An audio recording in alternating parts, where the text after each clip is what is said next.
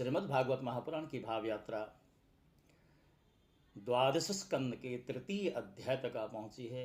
इस अध्याय में राज्य, युग, धर्म और कलयुग के दोषों से बचने का उपाय नाम संकीर्तन की चर्चा की गई है।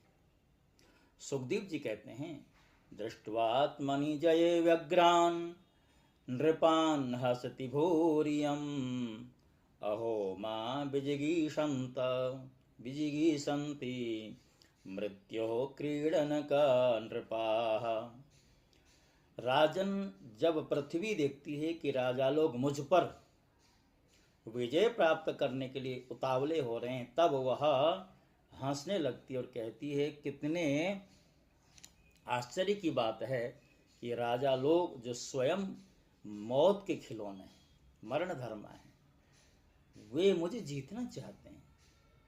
काम एष नरेन्द्राणां संगः स्याद् विदुषामपि येन फेनोपमे पिंडे योति विश्रम्भिता नृपाः। राजाओं से यह बात छिपी नहीं है कि वे एक न एक दिन मर जाएंगे, फिर भी वे व्यर्थ में ही मुझे जीतने की कामना कर रहे हैं। सचमुच इस कामना से अंधे होने के कारण ही वे पानी के बुलबुले के समान क्षणभंगुर शरीर पर विश्वास कर बैठते हैं और धोखा खाते हैं। वे सोचते हैं कि हम पहले मन के सहित अपनी पांचों इंद्रियों पर विजय प्राप्त करेंगे, अपने भीतरी शत्रुओं को वश में करेंगे, क्योंकि इनको जीते बिना बाहरी शत्रुओं को जीतना कठिन है।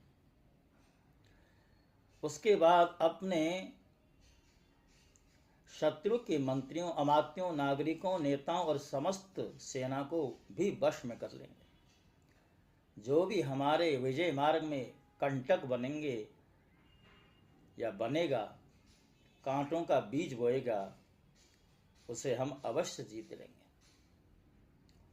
इस प्रकार धीरे धीरे क्रम से सारे पृथ्वी हमारे अधीन हो जाएगी। ये उन राजाओं की अभिलाषा है जो ऐसा मानते हैं कि हम पृथ्वी को जीत लेंगे, जैसे कि वो अमर हों, जैसे कि वो अजर हों। वो ऐसा मानते हैं कि जब पृथ्वी हमारे अधीन हो जाएगी तो फिर तो समुद्र ही हमारे राज्य की खाई का काम करेगा। इस प्रकार वे अपने मन में अनेकों आशाएं बांध लेते हैं और उन्हें यह बात बिल्कुल नहीं सूझती कि उनके सिर पर काल सवार है।